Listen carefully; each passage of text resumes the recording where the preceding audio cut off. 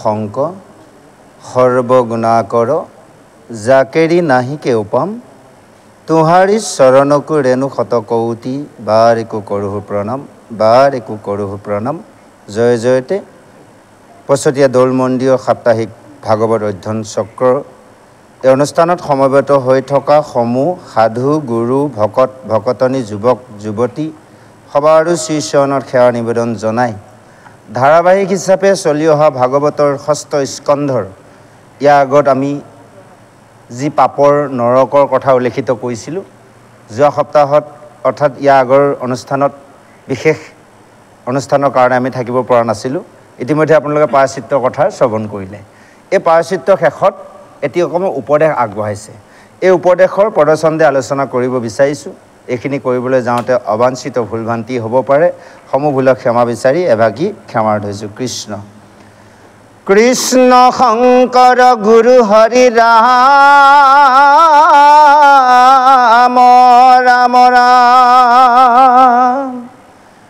তোমাৰ চৰণ ক্ষমাৰ গোবিন্দ নাজানো একো পাই যিমতে সেৱাত ৰহিবু কৰোণা কৰিতে হৰি জোৱাই অৰাম কৰিতে হৰি জোৱাই জয় কৃষ্ণ আজি ষষ্ঠ স্কন্ধৰ পাপ পৰাচিত্ৰ শেষত 24 চন্দত আমাৰ সভাসদলৈ এটি উপদেশ দিছে কৈছে শুনিক সৰ্বজন সকলোৱে সভাসদে শুনা আৰু ভকতিয়ে হৈছে মহাধন আৰু ভকতিৰ সমান অন্য কোনো হ'ব নোৱাৰে আনবোৰ যিমান জপ কৰা যজ্ঞ কৰা অন্য যিমানবোৰ ধৰ্মৰ ধান্দা আছে ধৰ্ম কৰ্ম আছে সবাতোতকৈ অধিক মুখ্য হৈছে কেৱল ভক্তি আৰু ভকতিয়ে হৈছে আমাৰ প্ৰত্যেকৰে নিজৰ পিতৃ আৰু মাতৃ ভকতিয়ে হৈছে আমাৰ সমস্তৰ জনকেই জীৱৰ গতিদাতাৰ এই কথাখিনি জানি সমস্তজনে কেৱল ভক্তিক গলত বান্ধি লোৱা কেৱল ভক্তি বুলি লিখি গলত আমাক বান্ধি লোৱা কথা কোৱা নাই কৈছে কেৱল ভক্তি আমি গলত ৰাখিব লাগিব অৰ্থাৎ শ্ৰদ্ধাৰ ভক্তি যি বাক্যৰ কৃষ্ণৰ কথা আমাৰ কণ্ঠলগ্ন হৈ থাকিব লাগিব আৰু সেই কাৰণে সকলোৱে ভকতিতে মতিটো দিয়াৰ আৰু ভকতিত সদায় ৰতি কৰা যেনেকৈ আমি বিষয়ত অহৰ্নিশ ৰতি কৰি থাকোঁ সেই বিষয়ৰ কৰ্ম মাধ্যমত থাকোঁতেও আমি তাতেই কৃষ্ণক চিন্তা কৰি আমি সেই ভক্তিটো ব্যৱহাৰ কৰিব লাগিব সেইকাৰণে কৈছে ভকতিয়ে হৈছে সমস্তৰ জনৰ পৰলোকৰ ধন এই লোকৰো ধন পৰলোকৰো ধন আমাৰ এই লোকত বাকী আমাৰ বিষয় ধন আছে মনুষ্যসকল কম আৰু বেছি কিন্তু পৰলোকত এই ধনে একো সৎকামত নেলাগে হয়নে বাৰু গতিকে আমি ইয়াতো ধন ধান লাগিবই বিষয় কিন্তু কথা হ'ল কি আমি এই সংসাৰত এই বিষয় ধন ধানক যদি আমি ভালদৰে পৰিচৰ্যা কৰিব লাগে তেনেহ'লে আমি ভক্তি ধনটো ইয়াত সংযোগ কৰিব লাগিব আৰু এই ভক্তি ধনে আমাৰ পৰলোকতো কামত দিব সেইকাৰণে কৈছে কৰিও ভকতি নিত হেনেকৈ ভকতি হিত মৰণতো নেৰয় কদাচিত সেইকাৰণে সকলোৱে ভক্তি নিতে প্ৰতি মুহূৰ্তত সদায় কৰা আৰু ভকতিয়ে সমস্তজনৰ হিত সাধন কৰে আৰু মৰণ সময়তো এই ভক্তিয়ে কেতিয়াও এৰি নিদিয়ে বাকীবোৰ এৰি দিব ন ধন আশ্চৰ্য বিভূতি ইয়াতে ৰ'ব পুত্ৰ ভাইজা সমস্ত ইয়াতে ৰ'ব কোনেও লগত নেযায় কেৱল নিজে কৰা কৰ্মফল অৰ্থাৎ ভক্তি লগত যাব সেইকাৰণে কৈছে কৃষ্ণই হৈছে পৰম দেৱ সকলোজনে কেৱল কৃষ্ণক সেৱা কৰা অন্য সেৱা নকৰিবা কৃষ্ণতে সকলো সময়তে সদায় মনটো তাত নিবেদন কৰিবা আৰু সেইজন ভগৱন্ত কৃষ্ণ অন্যত বিচাৰিব নালাগে প্ৰত্যেকই নিজৰ নিজৰ হৃদয় পদ্মত আছে সেইজন ঈশ্বৰ কৃষ্ণক আমি হৃদয়ৰ পৰা বাস কৰিব লাগিব কেনেকৈ কৰিম আমি হয় নহয় বাৰু যে কৃষ্ণক আমি হৃদয়ৰ পৰা বাস কৰিব লাগিব ইয়াৰ আগতে আমি আলোচনা কৰিছোঁ যে কৃষ্ণ বুলি কওঁতে আমাৰ সেই হৃদয়ত থকা ভগৱন্তজনৰ প্ৰতিচ্ছবিটো আমাৰ মানে হৃদয়ত যেতিয়া ভাঙিব কৃষ্ণৰ প্ৰতিচ্ছবি তেতিয়া জানিব কৃষ্ণৰ হৃদয়ত বাজ হৈছে এনেতো আমি সকলোৱে কৃষ্ণ কৃষ্ণ কৰি আছোঁ কৃষ্ণৰ প্ৰতিচ্ছবিটো যদি হৃদয়লৈ অহা নাই যেনেকৈ কোনোবা এজন খুব আপোন মানুহক কোনোবাই নাম লোৱাৰ লগে লগে ফটকৈ ছবিটো হৃদয়ত ভাঙি উঠে তদনুৰূপ কৃষ্ণৰ নাম লোৱাৰ লগে লগে আমাৰ যদি কৃষ্ণৰ সেই প্ৰতিচ্ছবি হৃদয়ত ভাঙি উঠে জানি ল'ম তেনেহ'লে কৃষ্ণক আমি হৃদয়ৰ পৰা বাস কৰিব পাৰিছোঁ সেয়ে কৈছে আছে হৃদি পদ্ম মাজে ঈশ্বৰক কৃষ্ণতো বাজে আন কোনে দেৱে দিব গতি যিজন হৃদয় পদ্মত কৃষ্ণ আছে সেইজন কৃষ্ণৰ বেটিয়েকে অন্য দেৱই গতি দিব নোৱাৰে সেইকাৰণে জানি ল'বা কৃষ্ণৰ সকলোবোৰ মায়াময় সংসাৰখনৰ অধিকাৰী সেইজন কৃষ্ণ এয়া দেখিছোঁ ধন জন পুত্ৰ পৰিবাৰ যাৰ সমস্তবোৰ কেৱল মায়াময় এই কথা জানি সকলোকে এৰি কেৱল কৃষ্ণক ভজনা কৰা কৃষ্ণত ভক্তি বিনে আন কৰ্মে কোনো জনে তৰিবে দুঘূৰ কলিত যে কৃষ্ণৰ ভক্তি ব্যতিৰেকে অন্য কৰ্ম দ্বাৰাৰ এই ঘূৰ কলি যুগত কোনেও তৰি যাব নোৱাৰে আজি এইকণ উপদেশ শংকৰদেৱ গুৰুজনাই আজি পাপৰ পৰাচিত্ৰ শেষত সুন্দৰভাৱে আমাক বুজাই দিছে আহক আৰু অকণমান উপদেশে এই অধ্যায় সামৰণিলৈ আগবাঢ়িছে জয় কৃষ্ণ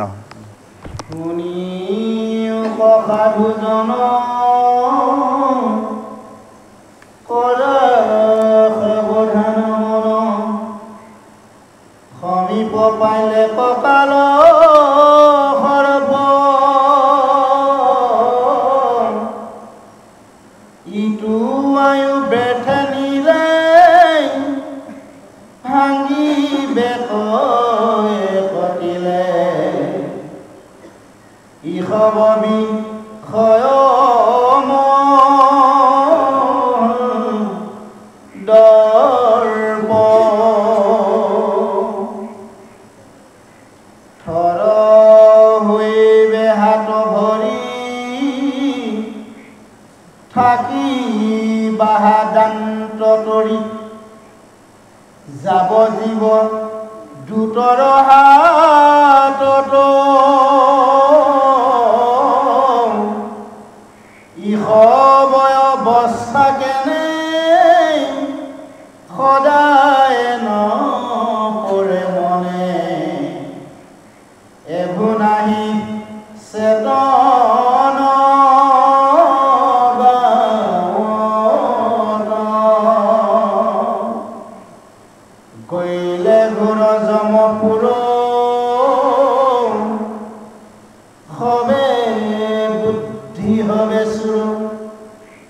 লোহাৰ ডাংগৰ কুব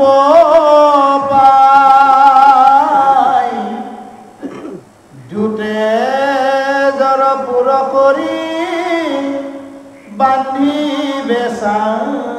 মোৰ জৰি হে ৰাহ গোলাম তাৰ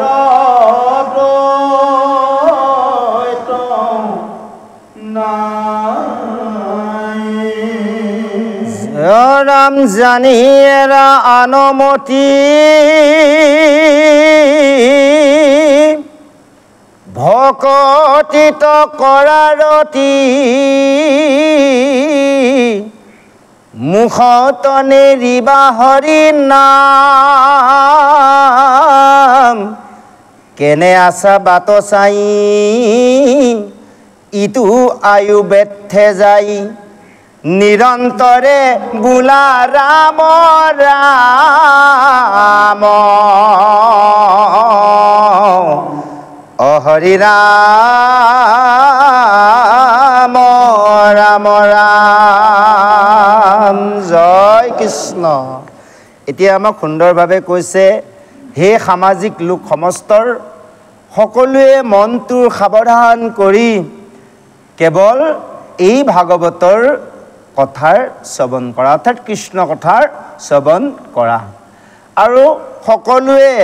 কাল অৰ্থাৎ সময় ওচৰ চাপিল কি সময় মৃত্যুৰ সময় অন্তিম সময় আৰু এই আয়ুসটো বেথে যোৱাৰ লগে লগে শেষ হোৱাৰ লগে লগে বিষয়ৰ দপদপনি সকলোৱে নাগ হৈ যাব। আমি যে অলপ গৌৰৱ কৰি থাকোঁ বিষয় নহয় জানো মই ইমান জানো অমুকে নেজানে মোৰ ইমান ধৰণ আছে অমুকৰ নাই মই ইমান কৰিব পাৰোঁ অমুকে নোৱাৰে হয় নহয় এইবোৰ অকণমান অকণমান থাকেই প্ৰতিজন মানুহ হয় আপোনালোকৰ আছে নাছে নাজানো কিন্তু আমাৰ আছে প্ৰতিজন মানুহে এই গৌৰৱ অহংকাৰী ভাৱটো অকণমান হ'লেও আছে কাৰোবাৰ বেছি কাৰোবাৰ কম বেছি থকাজনক 10জনে গম পায় কমকৈ থকাজনক কোনেও গম নাপায় হয় নহয় সকলোৱে ভাবে মানুহজন বৰ ভাল ভিতৰে ভিতৰে তেওঁ এটা অহংকাৰ আছে সেইটো কোনেও ক'ব নোৱাৰে নিজে জানে কিন্তু সেই কথাটোৱে কৈছে এই অহংকাৰ দপদপনিবোৰ নাইকিয়া হ'ব অন্তিম সময়ত কেনেকৈ নাইকিয়া হ'ব যেতিয়া থ হয় থি হৈ পৰি ৰ'বা জমদূতে আহি জীৱক যেতিয়া বাছ কৰি লৈ যাব দাঁতনিকটাই পৰি থাকিবা একো কাম নাই অৰ্থহীন খৰি তেতিয়া এনেভাৱে পৰি থাকিবা এই অৱস্থাৰ কথা মনত এবাৰ ভাবা এই চেতনাটো কিয় নাই তোমালোকৰ এই চেতনাটো আনা যেতিয়া জমপুৰলৈ যাবা সেই জমৰ দূতৰ যেতিয়া লোহাৰ টাঙন কোপ পাবা তেতিয়াহে বুজি পাবা জীৱনত কি কৰিব লাগিছিল কি কৰিব নালাগিছিল সেই কথাটোৱে কৈছে গৈলে ঘূৰ জমৰপুৰ হবে বুদ্ধি হবে চুৰ লোহাৰ ডাঙৰ কোব পায় দুটে জৰ পুৰ কৰি বান্ধিবে চামৰ জৰি ৰাখা বুলুণ্টাও তৈত নাই ইয়াত বিপদত পৰিলেও মোক আহো আহো বুলি কোনোবা এজন দৌৰি আহিব তাত চিঞৰি থাকিলেও কোনে নাহে গতিকে তাৰ সেইকাৰণে সাৰথি হিচাপে বাচিব পৰাকৈ যেনেকৈ আদালত কি হয় কোনোবা এটা অপৰাধীক যদি ধৰিব আহে কেইটামান পইচা ঘোচ দি পেলেও কিছুদিন বাচি থাকিব পাৰে বা জামিনত আনিব পাৰে কিন্তু ইয়াৰ জামিনৰ ব্যৱস্থা আছে জমদূতৰ পৰা কেৱল হৰি নাম তাৰ প্ৰত্যুত্তৰ প্ৰমাণ আপোনাৰ অজামিলে বুজাই দিছে হয় নহয় গতিকে পুতেকক নাৰায়ণ বুলি মাতোতে জমদূতেও পলাব লগা হ'ল এৰি দিব লগা হ'ল অৰ্থাৎ বিষ্ণুদূতে বচাই দিলে তদনুৰূপ আমাকো কৈছে সেইকাৰণে হৰিনাম কণ্ঠলগ্ন কৰি লোৱা তাত কিন্তু চিঞৰি থাকিলেও কোনেও তোমাক মাত দিওঁতাও নাই ৰক্ষা কৰোঁতাও নাই জানি এৰা আনমতি এই কথাখিনি জানি মনটো অন্য প্ৰতি যি ভাৱ আছিল সমস্তবোৰ এৰি কেৱল ভকতি দিশত ৰতি কৰা আৰু মুখত কেতিয়াও হৰিনাম নেৰিবা কেনে আছা বাট চাই ইটো আয়ু বেথে যায় কিয় বাট চাই আছা আয়ুটো দিনে দিনে গৈ আছে মৃত্যু দুৱাৰদলিলৈ আগবাঢ়ি গৈ আছা সেইকাৰণে নিৰন্তৰে নিশব্দ অৰ্থ হৈছে পানী দৰে ইমান শীতল ইমান থিয়ে থকাৰ তেনেভাৱে আমাৰ হৃদয় ৰাখি কেৱল আমি উচ্চ স্বৰে ৰাম নাম ল'বলৈ আজি শংকৰদেৱ গুৰুজনাই উপদেশত সুন্দৰভাৱে আমাক বুজাই দিছে আহক ইয়াৰ পিছত আমি পদচন্দলৈ আগবাঢ়িছোঁ শ্ৰৱণ কৰোঁ জয় কৃষ্ণ পূৰ্বজন্ম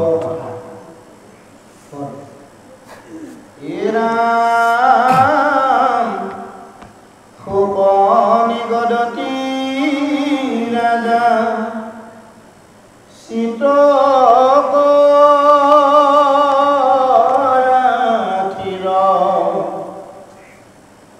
আচাৰ্য মহিমা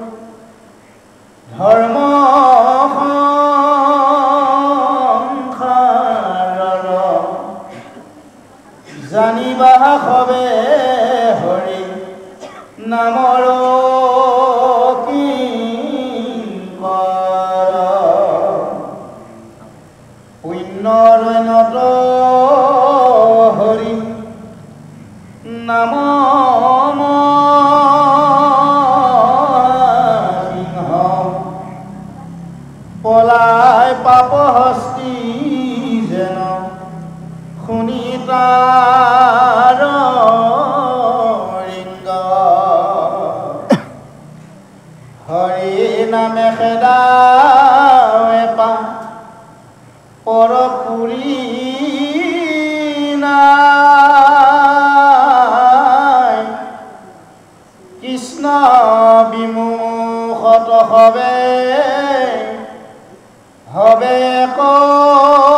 কথাই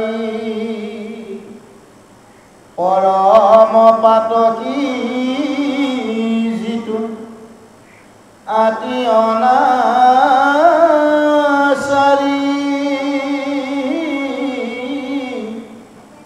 সিও ভকতক ৰক্ষা কৰান্ত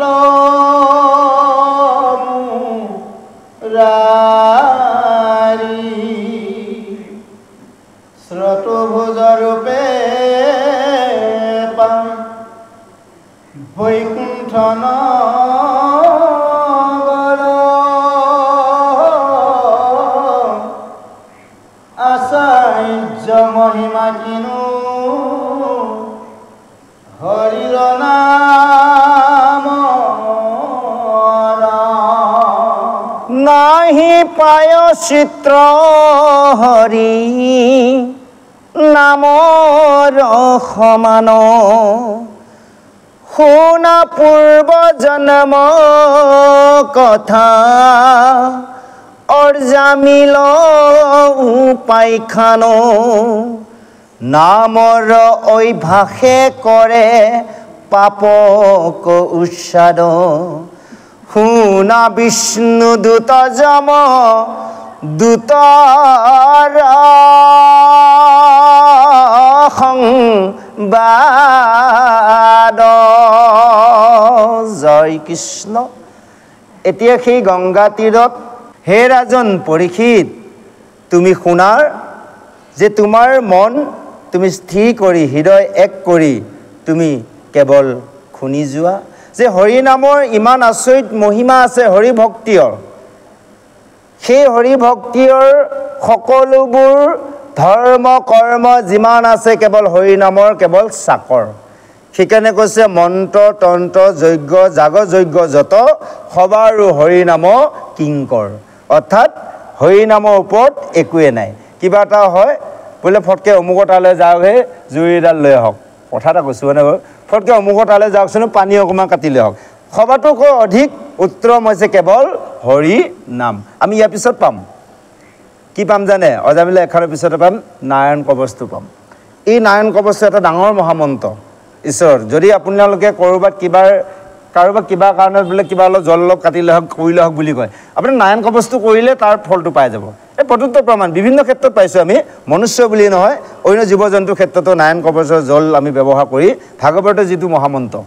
তাৰমানে কেৱল কৃষ্ণ নামে ইয়াত বহুত ফল পোৱা যায় যা হওক কিন্তু সেয়ে কৈছে হৰি নামৰ কাৰণে তাৰ অধিক ফল আছে অন্য কৰ্মত কৰি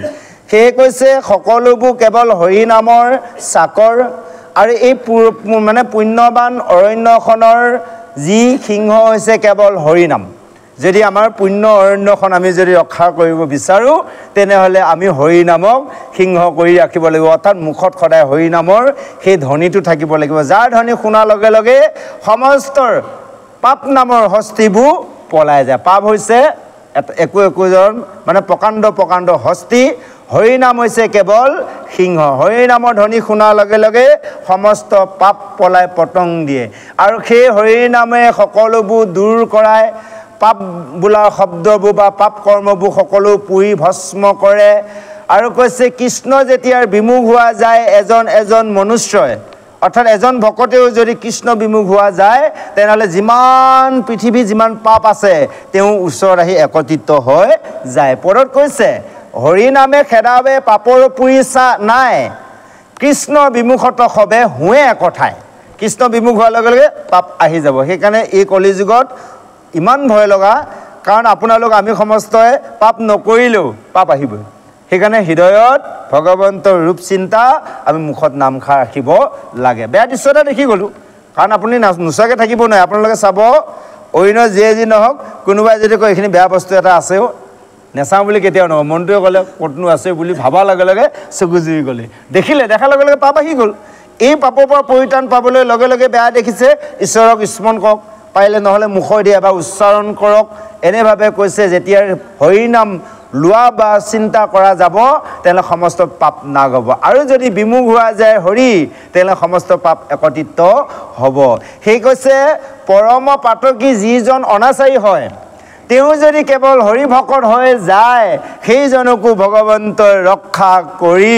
বৈকুণ্ঠলৈ গমন কৰায় অৰ্থাৎ বৈকুণ্ঠলৈ তেওঁক লৈ যায় আপোনাৰ আমাৰ নিচিনাকৈ নিনিয়ে তেওঁক চতুৰ্ভুজ পদ লৈ যাব তেওঁ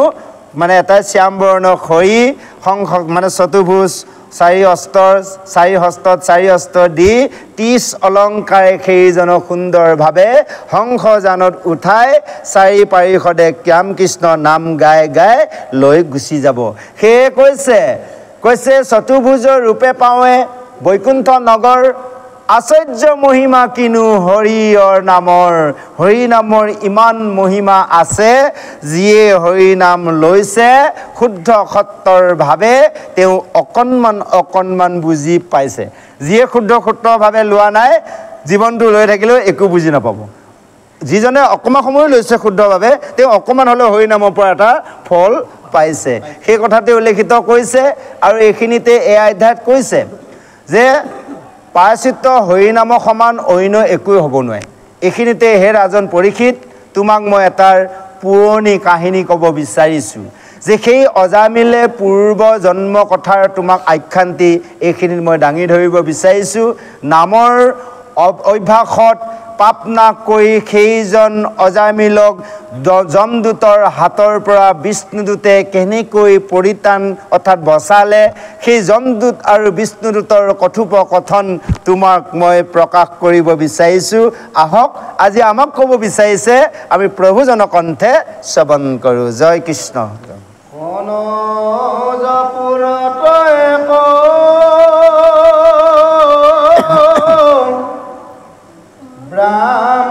ব্ৰাহ্মণয়াছিল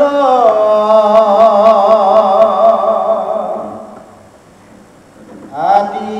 অনাচাৰ দীৰ্ঘ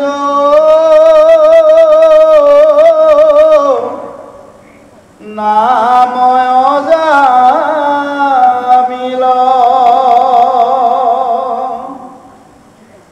পৰম বেইচাৰ পতে পতিত পাপিষ্ঠ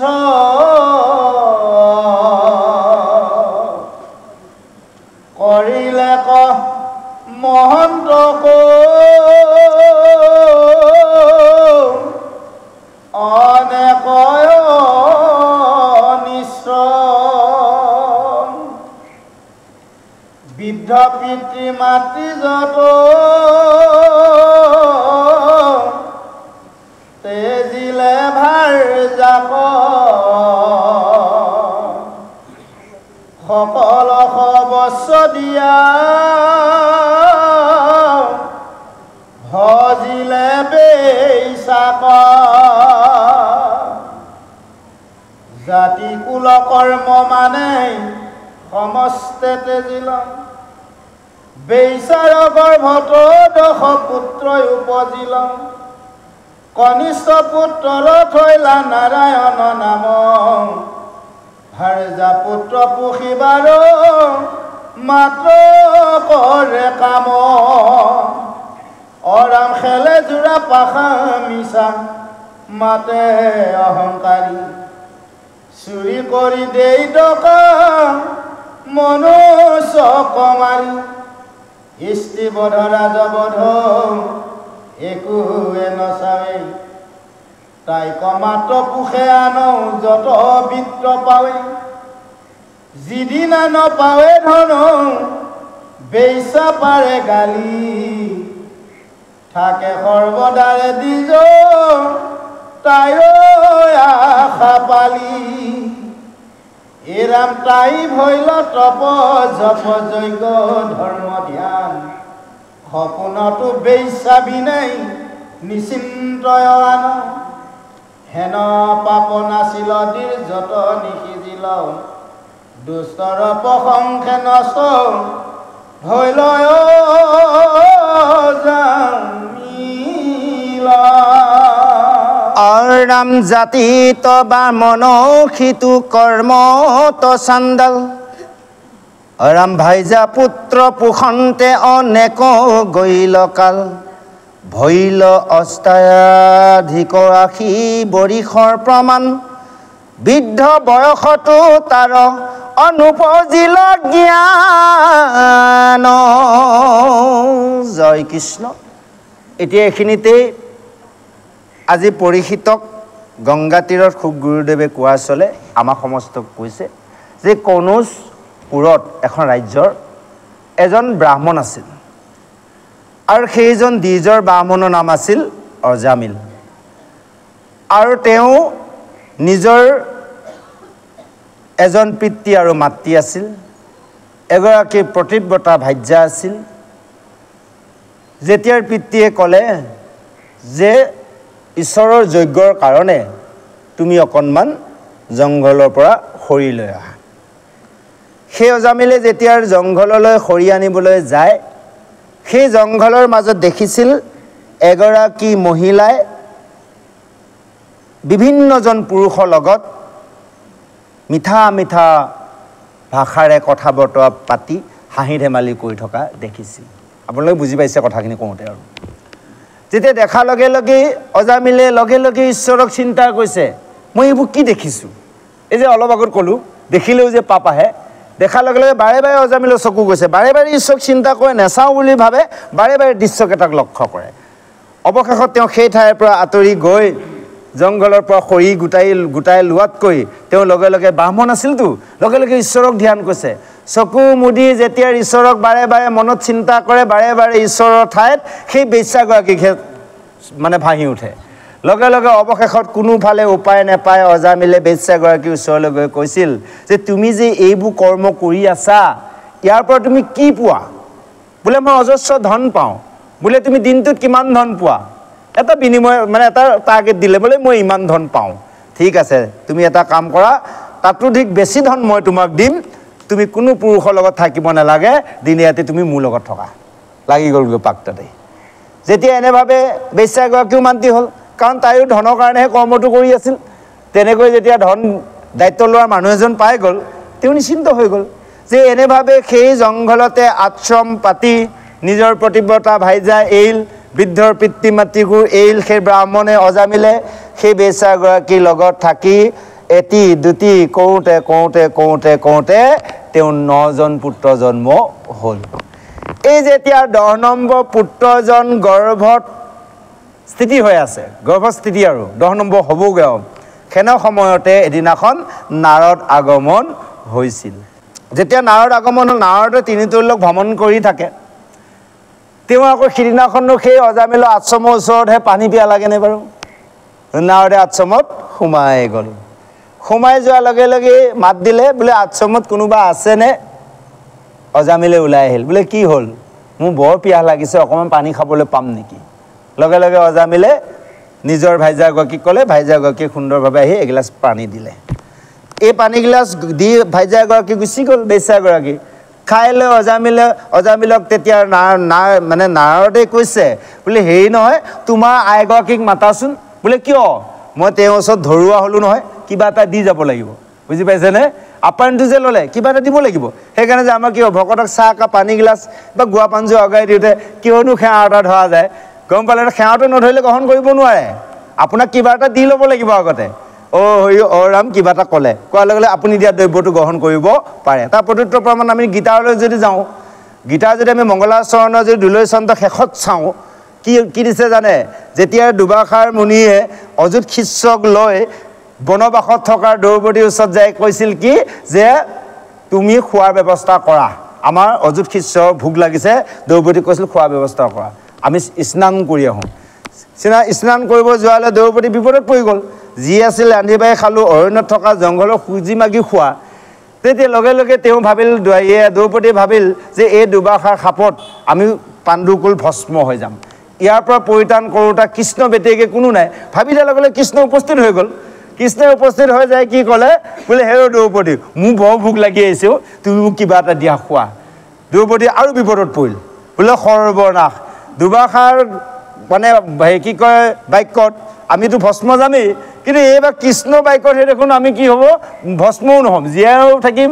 মই মানে জীয়াইও থাকিব লাগিব, মৰিব নোৱাৰোঁ, জীয়াই থাকিব নোৱাৰোঁ, এনেকুৱা অৱস্থা। সাগৰত মানে ডুবিব লাগিব। লগে লগে তেওঁ চিন্তা কৰিলে কি কৰা যায়, যে কৈছে আৰু যে আমি ৰান্ধি বাঢ়ি খালোঁ, যি আছিলে সকলো খালোঁ, চব মানে ধুই গৈ থলোঁ। যদি ধুই নথলোহেঁতেন তেতিয়াহ'লে লাখজনো খোৱাও কেপাচিটি আছিল। দ্ৰৌপদীৰ হাতত সেই মন্ত্ৰটো আছিল, এই ৰান্ধনীসকলৰ সেই মন্ত্ৰটো আছিল। তেতিয়া লগে লগে কৃষ্ণই কৈছিল বোলে যোৱা, ক'ৰবাত তোমাৰ চৰুত যদি কিবা লাগি আছে শাক এটুকুৰা হ'লেও হ'ব, যোৱা। ভগৱন্তৰ লীলা হয় তাৰমানে ভগৱানে লাই শাক বৰ ভাল পায় বুজিছে। সেইদিনাখন লাই শাকে ৰান্ধিছিলে।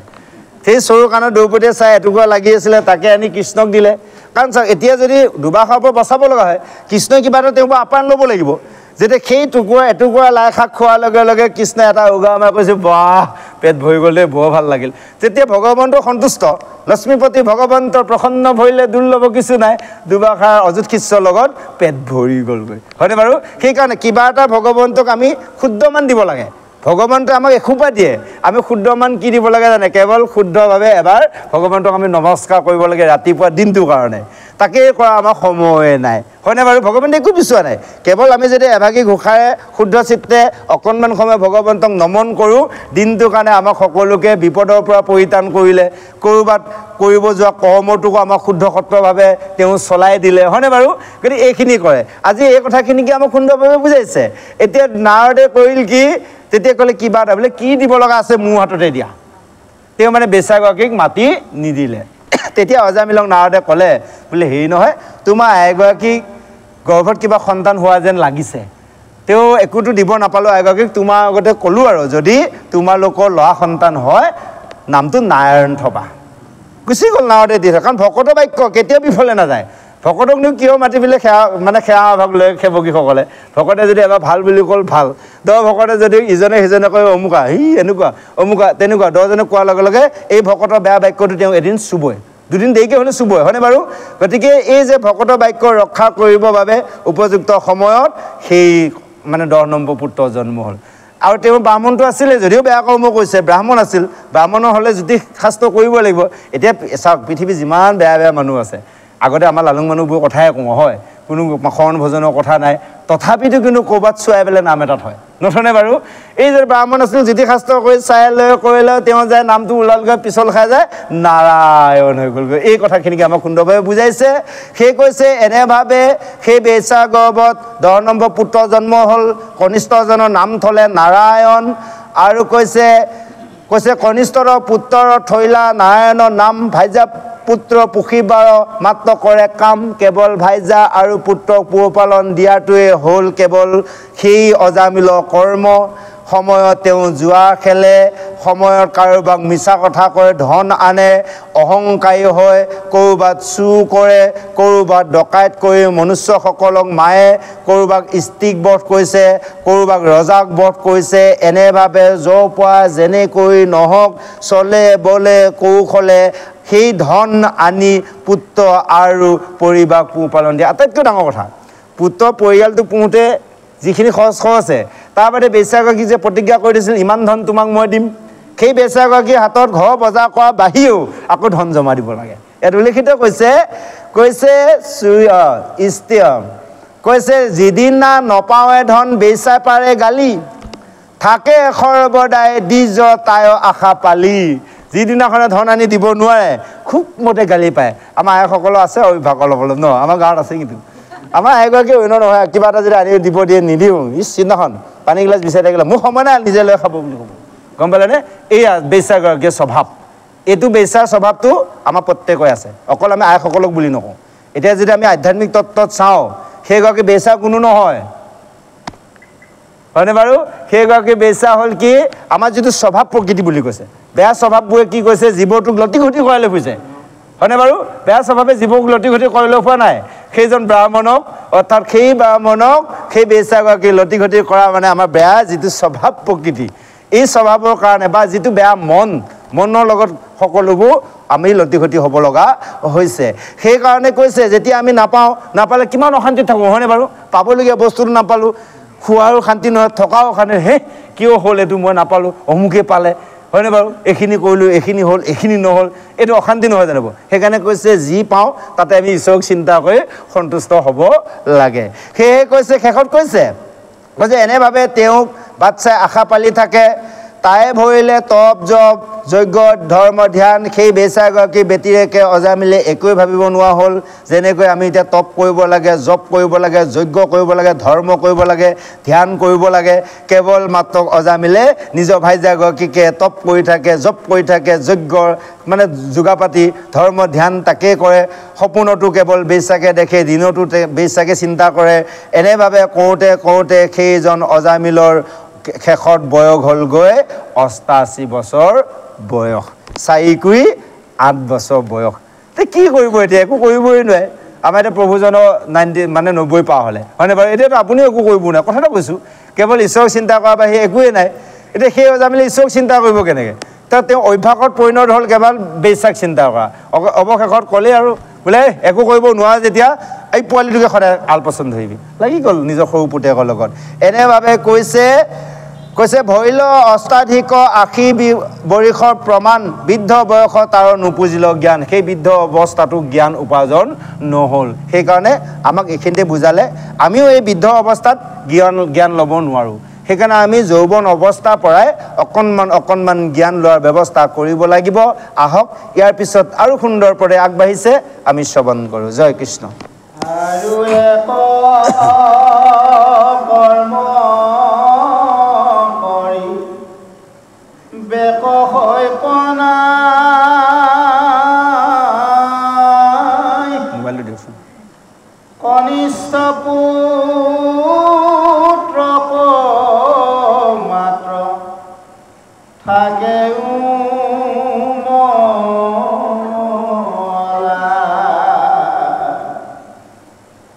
প্ৰাণটোৱে অধিক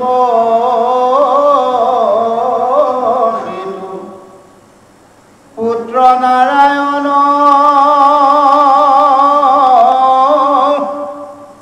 মিলে সুখ শুনি তাৰ মধুৰ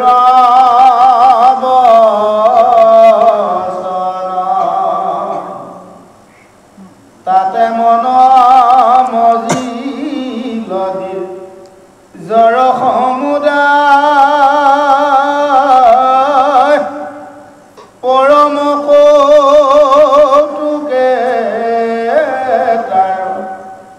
লীলা থাকে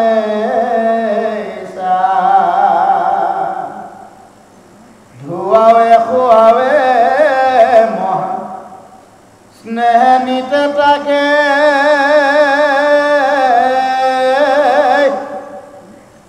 আশা নাৰায়ণ বুলি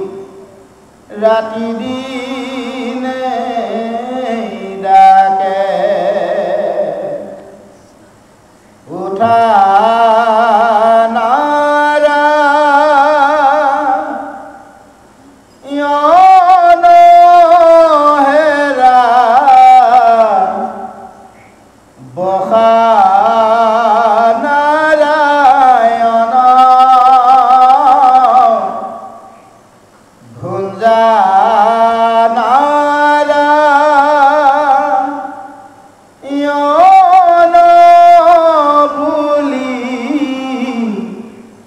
ডাকে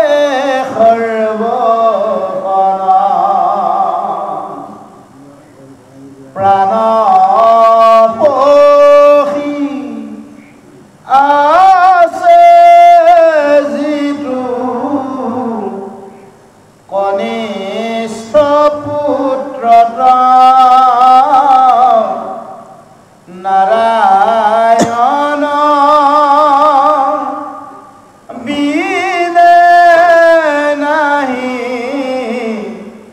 বচন মুখত সৰ্বদায়ে তাকে মন পুত্ৰ মূলি সপোনটো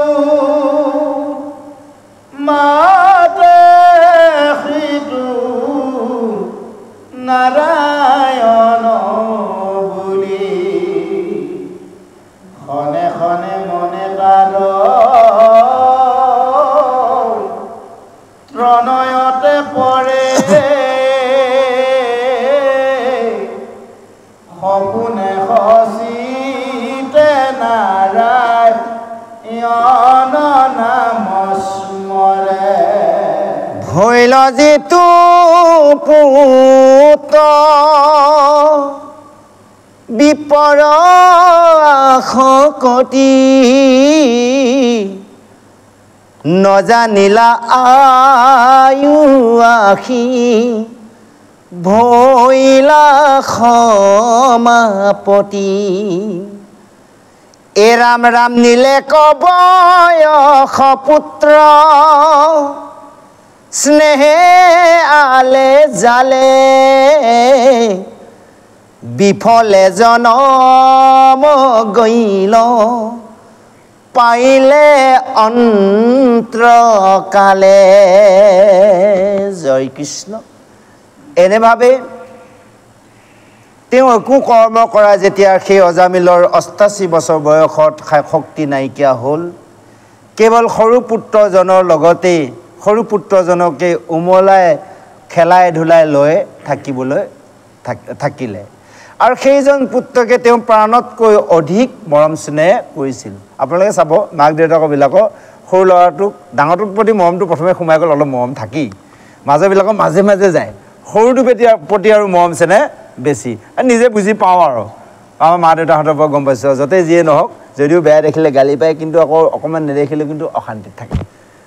যে এনেভাৱে সেই সৰুজনৰ লগতে খেলা ধূলা কৰি অতি মৰম কৰি তেওঁকে কেৱল মধুৰ মধুৰ মাত শুনি আৰু নিজেও কৈছিল তাতেই সুখ মানি এনেভাৱে তেওঁ থাকিবলৈ ল'লে আৰু পৰম এনেভাৱে সেই সৰু ল'ৰাটোকে অনেক লীলাৰ কৰাই খেলাই ধূলাই থাকোঁতে তেওঁ প্ৰতিটো মুহূৰ্ততে আহো নাৰায়ণ এই উঠৰ নাৰায়ণ এই বহাও নাৰায়ণ এই খোৱাও নাৰায়ণ সেইটো লৈ আহো নাৰায়ণ এনেকৈ নাৰায়ণ নাৰায়ণ নাৰায়ণ নাৰায়ণ কৰোঁতে তেওঁ নাৰায়ণৰ নামটো কণ্ঠলগ্ন হৈ পৰিল আৰু এনেভাৱে তেওঁ সেই নাৰায়ণক প্ৰতিটো মুহূৰ্ততে নিজৰ কনিষ্ঠৰ পুত্ৰক নাম লৈ মাতোতে সকলো সময়তে সেই পুত্ৰৰ লগত খেলা ধূলা কৰি থাকোঁতে সপোনতো তেওঁ কেৱল নাৰায়ণ নাৰায়ণ নাম উচ্চাৰণ কৰা হ'ল যে এনেভাৱে যে তেওঁ গৈ সেই বিপ্ৰই অৱশেষত যায় অন্তিম সময়ত উপস্থিত হ'ল অৰ্থাৎ জনমৰ শেষ মুহূৰ্তত আহি উপনীত হ'ল সেই